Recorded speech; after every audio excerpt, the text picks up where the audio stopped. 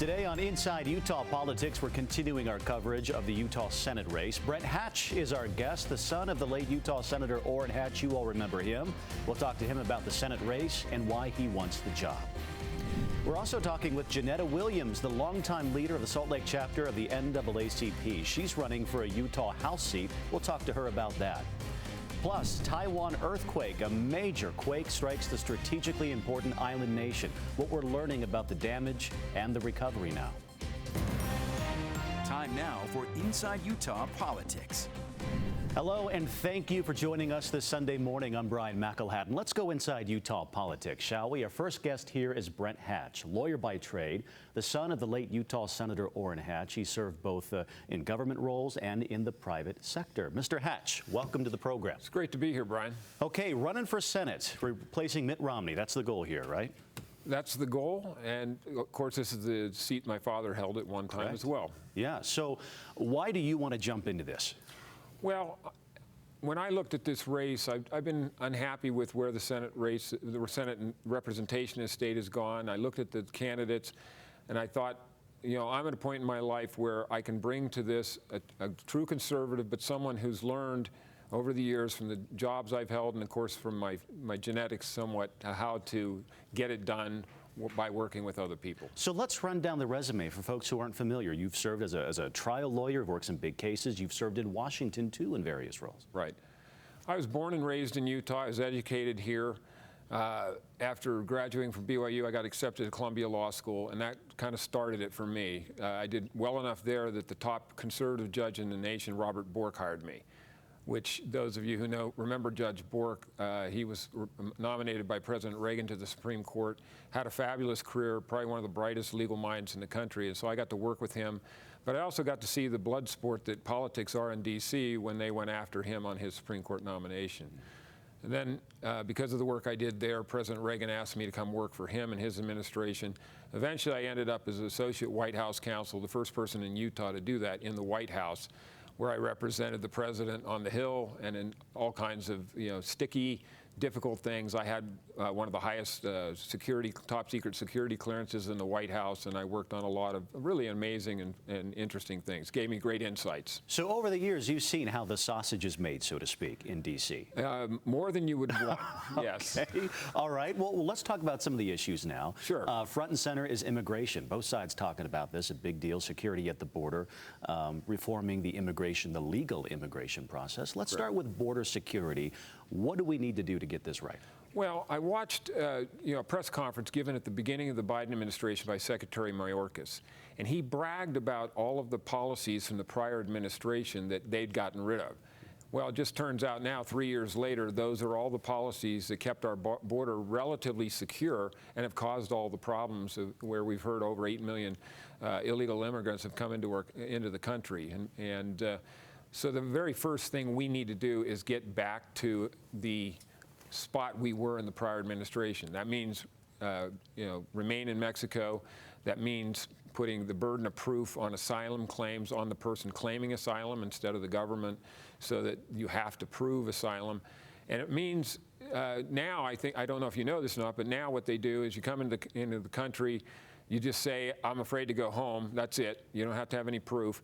And then they give you what's called an NTA. That's a notice to appear. You have to go before the judge who would adjudicate the case. Yeah. But we don't have enough of those judges. Yeah, but before, you had to wait in Mexico or some other country before you could have that adjudicated. Now they just release you in the United States. They're over 3 years behind in those types of adjudications. And so in the meantime, people are free to come and go as they will. Most people don't know where they are, and by all accounts, they're not showing up for hearings. So how do you fix that? Well, you go back to the policies where you remain in Mexico. You don't come into or your prior country. When you don't come in until you've had an adjudication that says it's proper for you to be here. Mm-hmm. Yeah. Where do you stand on clean energy right now? Because that's a big conversation right now, talking about climate, the clean energy transition, moving away from fossil fuels and embracing some of these other technologies. You're going to be dealing with a lot of that if you're elected. Sure. Yeah. I've heard that my whole life. It's never not been part of politics. Okay, and if anything, our environment has cleaned quite a bit in the last several decades. But one of the things we have to do is just not knee-jerk, and especially in times where we have a lot of budgetary problems, we're overspending like crazy. And I think you have to take almost any piece of legislation, including those involving the environment and clean air, to say, get them in context, say, what is the goal? What is attainable and at what cost, to know whether it's something that we're just throwing money at or we're really actually cleaning the environment at a cost-effective way. Finances is something you've talked about a lot, the national Yes. debt, somewhere around, what are we, 33 trillion now? You're way behind the times, Brian. Okay, where are we at now? In December, before I announced, and The Economist magazine put us at 32, shortly after I announced for this race, they said it was 34. They say it's increasing $1 trillion every 100 days, which is mind-boggling. So it's probably about 35 trillion now. The interest payments alone are just... Well, right, to put that in context, yes, a lot of people say 35 trillion, and that's a number. What does it mean? If you were paying your mortgage or your credit cards, you have to pay interest, right, and hopefully some principal. Just the interest on that, they call it servicing the debt. And as a budget item, Forbes magazine and others have said that we, as of just recently, that number has eclipsed the entire military budget. So we're paying other people interest just to keep this debt going that exceeds what we pay for military. So how do you even begin to tackle that? That is really a difficult thing. President Biden has got us so far in the hole that I don't think it's ever going to be easy. So the first step has to be stop increasing spending. Stop it. And if we could, it would be even better if we return to the pre-pandemic levels of spending. That would bring at least some semblance of sanity to this, to where we can start addressing other problems. After that, I think you have to start looking at things that make our businesses and our economy more productive. Because if we're doing better as a people, as businesses, as individuals, that increases the tax base and allows us to pay back the debt and keep the deficit down. Back in the old days, people always talked about the balanced budget amendment and trying to get a balanced budget. We need to start working towards that. We're so far from that now that it's just crazy. It would have been great if legislators 10 years ago, I mean, think about it. I think it's like $849 billion is what we're paying in interest. If legislators 10 years ago actually spent a little time thinking about the future, not just their own, but their children's and our children's, that money would have been available for increasing our military readiness, and we're having problems all over the world. We'd be talking a lot less about risk to Social Security and Medicare and other entitlement programs. You bring that up. There's a vast constituency concerned that maybe Medicare gets cut back, that Social Security gets cut back. They should be, because our citizens have worked their entire lives with that promise being there, and that promise shouldn't be taken from them. Those are untouchable programs. But the Democrats are putting that at risk, because that's one of the things at some point they may have to talk about if we don't quit spending money we don't have. And the Democrats are the ones that are causing that risk, not the Republicans. Yeah, because the Democrats have said the same thing about the Republicans, like they're going to hold back. Of course they do. Yeah. Of course they do. But every time they turn around, they spend money we don't have, and then they blame Republicans because they don't want to raise the debt level. It isn't a right-wing crazy thing to say we can't spend money we don't have. That's common sense. When you start to talk about cutting things in the federal government, right? Well, everyone's going to come out of the woodwork. Every department comes out of the woodwork and says, well, we can't cut that. This is essential for this. So how do you sift through that and target things that make sense to you? Well, you can't trust government types. When I was in the White House, and in the Justice Department, we had budget issues back then. And I remember clear as day, the Office of Management and Budget, they had some responsibility, obviously, of putting the budget together. And we had a department that came in with this new program that they thought would be more cost effective. It would really get things done, but they needed so many $1 billion to implement it. And someone pointed out, well, isn't that program, the new program, very similar to the old program that you're now saying doesn't work any well? So why don't we just get the money by eliminating that other program? And they were like, they hadn't even thought of that idea, and so what's the answer? And they finally said, well, that would be immoral. Well, it's not an answer. The reality is if we look at things, and I would do this when I looked at any bill, I would look at it, does this make our lives better or worse? Can we afford this or can we not? And I don't think a lot of our legislators today do that. I mean, one of the people in our race spends a lot of time saying, I can get you things. That's a Democratic proposition, not a Republican one. We'll have to leave it at that. We're out of time. But Brent Orrin Hatch, very good conversation. I appreciate your time today, sir. Thank you for having me. Yeah, appreciate absolutely. it. Good conversation. Still ahead from us on Inside Utah Politics, bird flu cases have shut down the nation's top egg producer, what we know about the Texas plant, and what's being done to stop the virus from spreading further. Well, welcome back to the program. We're following the violent earthquake in Taiwan. The number of dead is rising today, with victims being pulled from the rubble and hundreds injured from what's described as the strongest earthquake to hit that region in 25 years. ABC's Ike Jachi is in Washington with this. Shelves shaking, supermarkets in disarray, buildings reduced to a pile of rubble. Just some of the harrowing scenes after a massive 7.4 magnitude earthquake rocked the entire island of Taiwan just before 8 a.m. local time. According to the U.S. Geological Survey, the epicenter was found near Hualien, a city on the eastern coast. More than 100 aftershocks, including one with the preliminary magnitude of 6.5, striking the island. The quakes were considered shallow. Their depths were 21 and 7 miles deep, respectively. Shallow quakes are said to be more damaging than deeper ones. This building in Hualien collapsing in on its first floor, while another was left leaning at an angle. Other reported damage include 9 sections of local highways and 11 roads with falling stones or cracked pavements. Public transit shutting down across the island, disrupting the morning commutes of 23 million people and sending them running for their lives. These videos showing apartments rocking back and forth, shelves falling over from the chaos. In Taipei, monitors in a newsroom can be seen violently shaking amid the ongoing quake, while a warehouse crumbled into rubble, unable to withstand the tremors. Other big story we're tracking for you now. The largest fresh egg producer in the country is shutting down a Texas plant after bird flu was found in a flock of chickens there. It comes days after a Texas man was sickened with that very virus, H5N1, likely from contact with an infected cow. The USDA says there are at least 11 confirmed cases in cattle herds all across the country. ABC's Tim Pulliam has this. Cal-Maine Foods, the largest producer of fresh eggs in the U.S., says chickens at its Texas plant tested positive for bird flu. The Mississippi-based company says it destroyed about 3.6% of its total flock, including 1.6 million egg-laying hens after the discovery at their facility in Palmer County, Texas. The company saying in a statement it's working with federal, state, and local leaders to mitigate the risk of future outbreaks while ramping up production at other sites to minimize disruption to its customers. Sick birds were also found at Herbruck's Poultry Ranch in Michigan.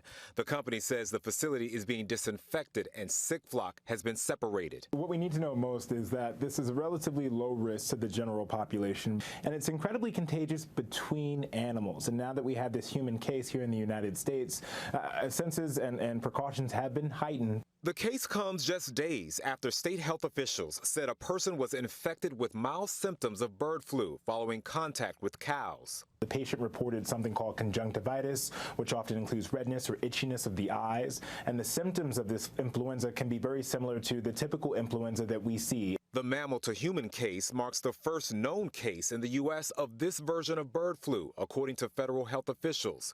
The CDC says there is no evidence of human-to-human transmission, and the virus has not adapted or changed to infect a human. The CDC has said the risk to human health from this outbreak is low. They're continuing to monitor and will continue to coordinate with relevant agencies and officials. This is, when it comes to the public health of the American people, we take that very seriously and we'll continue to track this. According to the USDA, there are at least 11 positive cases in cows nationwide. This includes cattle in Texas, New Mexico, Kansas, and Michigan. Still to come here on the program, running for the State House of Representatives. We're talking to civil rights activist Jeanetta about stepping into politics. Welcome back to Inside Utah Politics. Jeanetta Williams running for Utah State House District 26, the president of the Salt Lake branch of the NAACP. She's been a leader in civic life for decades here. Ms. Williams, welcome to the show. Thank you very much. Okay, so now you've been involved civically, we know, for many, many years. Yes. And now you want to dive into elected office. District 26. So this District 26, is kind of the west side, right? West Valley City, Yes. all the way up to Yes. Magna, just Yes. about, right? Yes. Okay, so why do you want to do this? Well, I have dedicated my life actually to civil rights and to, human rights and working in the community for, well, over 30 years just here in Salt Lake City. Before I moved here, I was in Idaho and I was involved in politics there as well. I wanted to venture out and the opportunity came and I thought, let's just do it. I mean, I paved the way, for others to be able to do different things in the community. And I thought, now I've paved the way for myself and let's just do it. This is going to be a very competitive race here, Yes. So let's talk about the district right now. One of the big issues, I know, affordable housing, right? This is Yes. such a struggle in Utah. Yes. How do we begin to address that? Well, with the affordable housing, number one is making sure that we can look at people's credit scores first. So make sure that they can get into the houses and homes and make sure that they can begin to buy their homes instead of renting. Because a lot of times what we find out is that the cost to rent is more than house payments. It can be, yeah. So we're really looking at that and want to make sure that the American dream is to your own home. So we want to make sure that we can have individuals be able to do that. I know the governor approved and passed the plan to build 35,000 starter homes across the state. You think that's a good first step here? It's a good first step. Yeah. But not only that, but we want to make sure that the financial means are there, and we want to make sure that if they can even get in the homes, that they can stay in the homes. There's that support mechanism there. Exactly. Yeah. So it has to be the financial support, making sure that they first get their credit scores up, and then make sure that they can have jobs, and the jobs and affordable jobs and good paying jobs is number one as well too. On the west side, another issue that we deal with is a disproportionate amount of that population suffers the effects of air pollution, environmental pollution. Yes. That is such a big issue to tackle. We could talk all day about that. Yes. But obviously something you're looking at here if you're running in that district. So what are your thoughts on this? How do we deal with that? Well, that is because for many years through the NAACP, which is a non-paying all-volunteer job, we've looked at environmental justice for many, many years and want to make sure that, say, for instance, the water pipes, that they're clean and they're not rusted and people are drinking clear and clean water. The other part is making sure that they have air that they can breathe without all of the different things that they're breathing in, because a lot of times they're breathing in so many of the chemicals that we see around in the air that when we have the inversion, that makes it even worse. So we want to really make sure that we look at the environmental issues. What's that going to be like for you if you win office and you go to the hallowed halls of the state capitol, right? And you're going to have to rub elbows and rub shoulders with people that you don't agree with. And what's that going to be like for you working with those folks? Well, in fact, I do that now. You do that now? I do that now. Okay. I'm always at the Capitol doing legislative sessions, meet with different legislators from both sides. I've been able to work on both sides of the aisle for many, many years.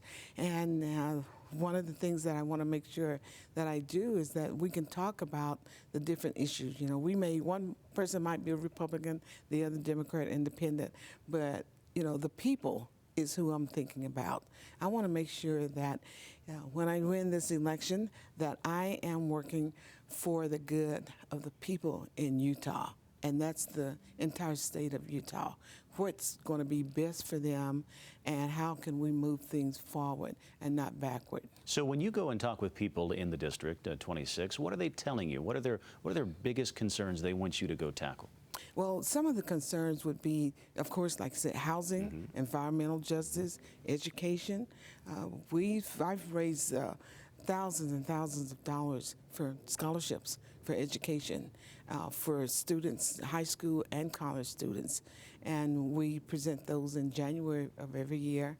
So scholarships are very crucial because, with the cost of education, and it just went up recently, there's a big concern. We want to make sure that we can help these students be able to afford education. And especially when they're in high school and they want to go to college. But then what I'm hearing is we don't have the funds. We don't have the money. We don't want to finish college and then we'll be in debt. And it's going to take us 25 years to get out of debt for school loans. A lot of people go through that. Yes. So four-year university obviously is an option. You also have trade schools too, the trades. We need more people in the trades. Exactly. That's a viable route for people. And we do that. So whatever that they want to do, the students want to do, we try to help them financially. I want to ask you about your long experience with the NAACP here in town. Yes. 3 decades, right? You've been leading that been a long organization. time. What was it like when you started? And what kind of progress have you seen today, to present day? Well, there was a lot of different things going on. In fact, I moved to Utah in 1988. And in Utah, it wasn't called the Martin Luther King Jr. holiday. It was Human Rights Day. And I came in and had to get sponsors and co-sponsors, like I said, working from both sides. And I got co-sponsors and co-sponsors and was able to work extremely hard and get that bill passed. So now that's why it's called the Martin Luther King Jr. holiday. Well, years before I even came here, there was another group, and they had brought in Mrs. Coretta Scott King, but the legislators didn't want to change the holiday to Dr. King. Why was there such pushback, do you think? Because they were saying that they thought it sounded better being Human Rights Day. And I think it really is a lot of discrimination because the powers that be didn't want it to be named after an African-American man, regardless of all the work that Dr. King had done. So, we saw that. And then 1992, I was able to bring in Mrs. Rosa Parks to be a kind of a presenter when we established the Rosa Parks Award under the leadership and direction of our former deceased president, Alberta Henry, at that time. So she had asked me to try to track down Mrs. Rosa Parks and ask her to come to Utah. What's it like? Track down Miss Rosa Parks. Yes, This titanic figure in human rights. Yeah. And I did. So I made sure I contacted the Michigan congressman's office first, and he gave me the telephone number for her, and I was able to talk to her a number of times. And even when she was here, I took her to University of Utah and BYU, and she talked to the students at both those locations. And after she passed, a lot of the cities worked with me very, very just a lot. They worked with me. I was able to get some street named after Rosa Parks. Sure. And a bench in Sandy, Utah. And that was after she had passed. So I wanted to kind of do that to honor her and the work that she had done. Just 1 minute left, but I want to ask you about this. DEI has been such a political issue. The governor has referred to it as DEI Inc. We know that colleges and universities now in this state have to rename and reorganize those departments. What are your thoughts on that right now? We opposed the DEI bill, HB 261. We felt that it was a detriment to getting rid of the diversity, equity, and inclusion offices and the jobs, and to rename it, especially when we look back all of the strides that we've made in this country to try to be equal and equality. You think that was a step backwards legislatively? It was a step backwards. Yeah. And so now, we've had folks that have lost their jobs, some that moved out of the state because of that. And it's just, we'll have to work around now to say, okay, if you're not going to have DEI, then what are some of the things that we can put in place that's going to help the students as well? And I'm sure because that's a huge concern. That's something you'll be talking about here on the campaign trail. Yes. No doubt about it. Jeanetta Williams, thank you so much for being with us. You brought your you. flyers too, by the way. Yes. I see them right here. Yes. Stay with us, everybody. More Inside Utah Politics after the break. We'll be right back. Thank you very much. Before we leave you, here's what's on our political radar at the moment. The Utah Republican and Democratic parties will hold their nominating conventions on April 27th, 3 weeks from now. And you can also find us on social media. Get the headlines in your pocket. Thanks so much for being with us, everybody. We'll see you right back here next week.